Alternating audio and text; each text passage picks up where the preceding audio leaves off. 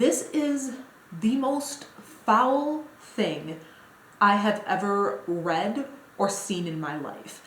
It doesn't feel like it should be legal. Recently, I read a short story called A Baby in a Blender. This was re-released a few years ago after having been banned from the original edition. It was originally published in 1978 in a spicy magazine that I can't pronounce, so I'm not going to try to, but I'll, put it somewhere on the screen. So it was published there because people didn't want to publish stuff like that in books, but spicy magazines were much more flexible with what they would publish. But even then, in 1982, it was banned from further publication because of protests from religious groups and, human rights groups. And but I have to say, I have not read the edited version that came out a few years ago, but recently the original unedited manuscript was published on a website called godless.com.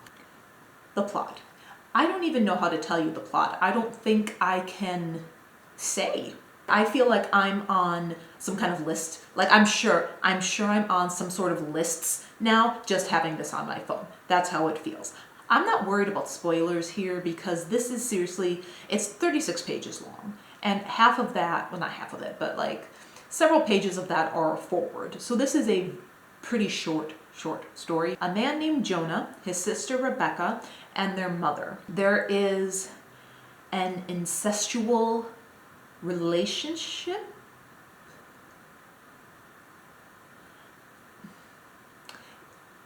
It's not the wrong word, but I feel like the word relationship insinuates that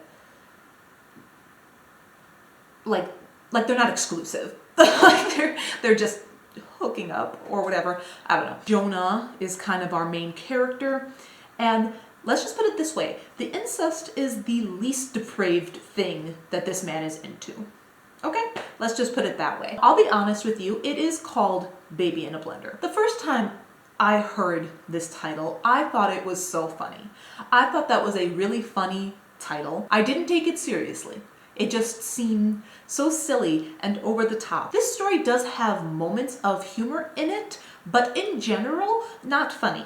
This is so, oh my gosh. The two parts that I did think were genuinely funny. There's one part where before you understand that he's talking to his sister, there's Jonah with Rebecca and they're just having some spicy talk, and then she says something and his response is, "You're the best sister ever," or something to that effect. And so when you're reading it and that's the big reveal that he's talking to his sister, it's just it's so surprising and it's so abrupt that it made me laugh when I read it. And the other part that made me laugh was when he and his sister are doing all sorts of nonsense, and they make a comment that, "I just know our mama is looking down on us right now and she's proud."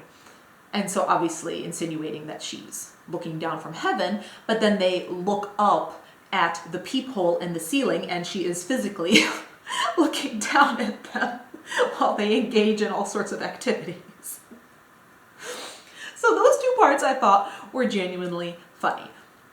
But the rest of it is repulsive. Despite the fact that I'm still relatively new to extreme horror, I feel like the ones that I've read, or at least some of them, have really like pushed the envelope. They've deserved that title of extreme.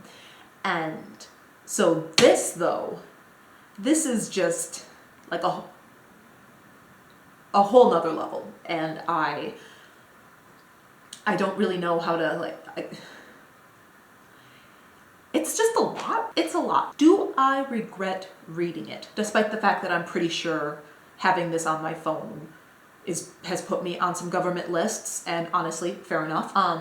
No, I feel like it's good to find your threshold, and I can truly not fathom finding something more extreme or more repulsive or just vile than this that would still even be publishable. This isn't a typical story where there's a beginning, middle, and end where everything's kind of wrapped up. You very much get the sense that this is just a snapshot in time. There's really very little explanation as to why these characters are the way that they are. You go back in history a little bit, but it doesn't really explain anything. It's just more examples of just violence and insanity. It doesn't really wrap up in the end. It feels very much like more of the same is going to continue happening, which makes sense because it's such a short story. It should not be longer. Like, this was plenty.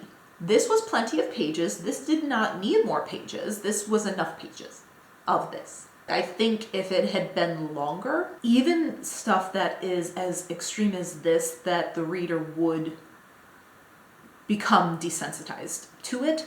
So its size allows it to continue to pack a punch. This author, his name is Terrance Musalata. The way that he writes, the words he consistently uses to describe things really leans into the gross factor. When he's talking about spicy time happening, he'll often use words like rancid, disease-ridden, crusty.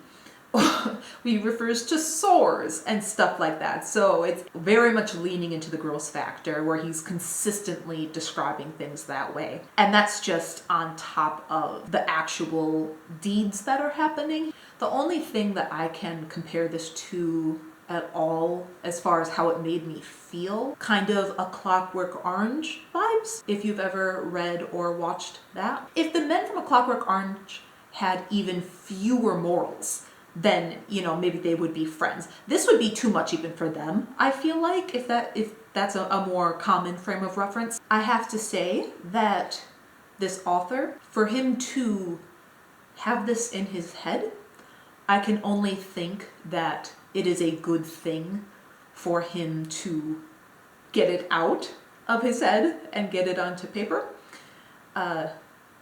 Whether or not it should be published is another matter and up for debate.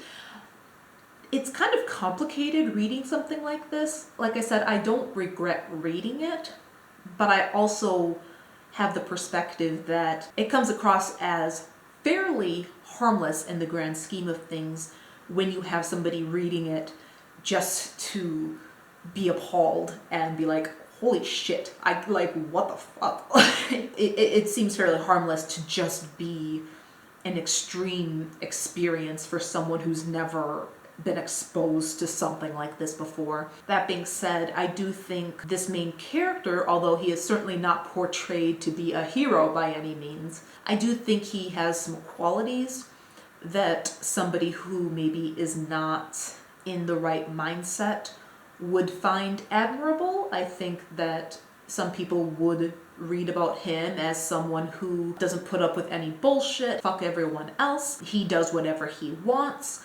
I think those are qualities that can appeal to some people. I'm not someone who's like, oh, you know, the rap music these days or metal music these days, it's making kids go crazy. Could this type of material possibly inspire someone who is already predisposed? I don't fucking know, man. I don't think it's a completely unreasonable question, but I also don't think that that's a good reason for art not to exist, I guess I should say, because you're always going to have mentally ill people. You're always going to have people who just need an excuse, and if it's not this, it's going to be something else. I guess it just feels worth pointing out that it is, it is something that some people would like this for the wrong reasons, I guess, is what I'm trying to say. There is a foreword to this story. They sort of talk about the purpose of writing like this, about the value in people being able to have that creative freedom to write whatever, to not have to adhere to puritanical ideology, to be able to just write vile, depraved things, and to have that creative freedom and have that outlet and being allowed to do that. And I do see the value in that, and I don't disagree with that. I don't think the average person would want to read this. So this is definitely for a specific audience. And a couple weeks ago I had watched Salo, or the 100 Days of Sodom. And I feel like had I read this forward before watching that movie, I might have had a little bit more perspective going into it. At the very least about, even if you don't get value in the story itself, just about the fact that it's allowed to exist. This moral hierarchy, like it's too vague, it's too, there's no way to truly be accountable to something like that because it's so subjective. But obviously there are limits in society.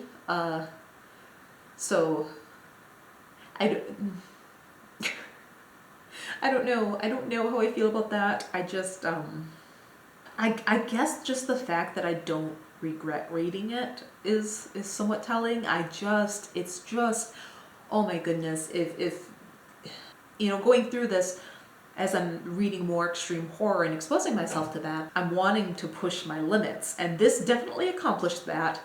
I cannot fathom another story topping this.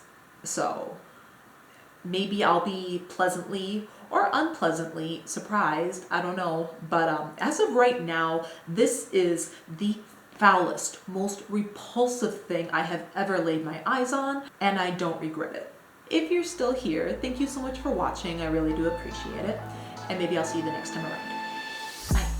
Bye.